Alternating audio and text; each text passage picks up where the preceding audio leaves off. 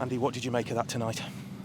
Game we're in absolute control of. I thought we were really bright, very good with the ball, beat their press numerous times in a variety of ways and got into the final third.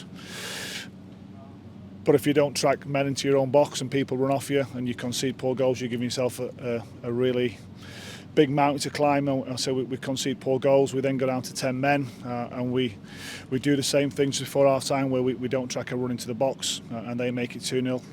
And then we make changes at half time. We freshen things up to stay in the game for as long as we can to then try and get to up top in the latter stages. And I'm really so proud of the players' reaction in the second half. That they didn't go under. They kept going. They kept fighting, and we hung in there. And we then opened up a little bit to go to up top, and they then put one in the top corner. So difficult scoreline to take. So we were the team in the ascendance in the first half. We were in total domination, but ultimately the game's about what happens in both penalty areas. Did the game swing on the sending off just as much as the goals? As soon as you go down to 10 minutes, it's extremely difficult, Phil, obviously, and the referee has a decision to make. The rules of football have changed over the years in terms of how the tackles are interpreted. The referee's made a decision. I'm not sure he's thinking behind the first yellow card for coming together down the side of the box. It appeared from the bench, and I think it's a really cheap yellow card for Jesse. But Jesse Debra's going to be a fantastic player for his football club. What absolute top guy. He's got amazing attributes, and he'll learn from it without a shadow of doubt, and we'll be there to support him. He's obviously really disappointed at half time, but so we'll look after him and we'll back him, and he'll learn from it. Talk us through the team selection. There was no out-and-out centre-forward on the pitch in the first half. What was the thinking behind that?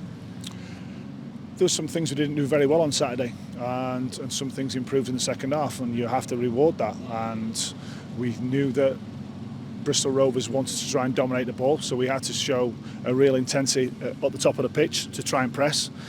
But the three things we looked at from Saturday's game was that we defended too deep, and if you defend too deep, the spaces are too big to press in reality at the top end of the pitch.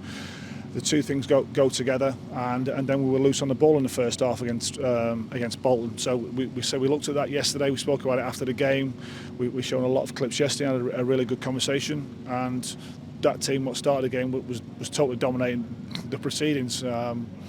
And so but you still got to keep doing the basics when you haven't got the ball, and we got to find one in from that. You've got to take some chances though, like you say in the first half. Sang and Garrity get down the right, but there isn't anybody in the box. Do you look back on that and think to yourself, well, maybe if I'd done something differently, you might have had a cutting edge at all?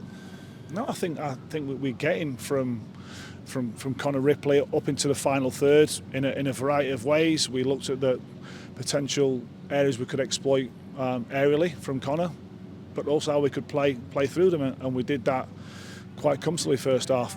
But again, ultimately, when you get into the final third, you have to produce more moments, and at this moment in time, we find that a little bit more difficult. But we'll keep working away. So we've got an incredible group of players we've had a really good chat there, incredibly honest, incredibly tight, and I'm really proud of that second half performance, because at 2-0 down, with your backs against the wall, it's easy to fold. But we didn't. They kept going. We conceded a third goal from obviously a great finish from Brown. But the players showed real togetherness, real unity, and we have to keep doing that. We find at this moment in time difficulty in terms of getting results, where maybe we're coming down on the side of fine margins in the earlier part of the games. But in terms of how we're trying to play, I think we've made massive improvements this month. A quick report on some of the ones who went off, Lewis Cass and people like that. Was that tactical, or was he carrying a bit of a knock at all? Now listen, we're currently down to 4 centre-backs. We've picked up a couple of injuries, so that was the decision to rest Kofi. That we've got to try and manage his load as well. He's come back into the team and done a lot of minutes, and the same with Conor Grant. Connor's played 2 games back-to-back for the first time in 18 months the last week. So again, we have to look at that. I have to make decisions based on that, and the changes at half-time was because I thought it was the best way for us to stay in the game and take the game to the latter stages, and that's what we did. And then you've got what are the league leaders still on Saturday. In a very quick turnaround in these games now as well. Is that hard for the players to take on the things to rectify some of the things they've done tonight in order to get a result there?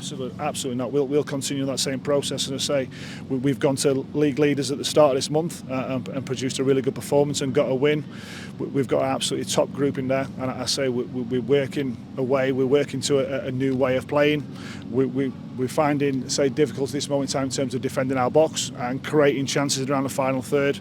But the bit in between, we've made real progress this last month. Our results have not vindicated that, but we'll keep working away. We'll keep looking. We'll keep trying to find solutions. So we've got an incredibly honest group who have become really close so quickly, and so I'm really proud of them tonight.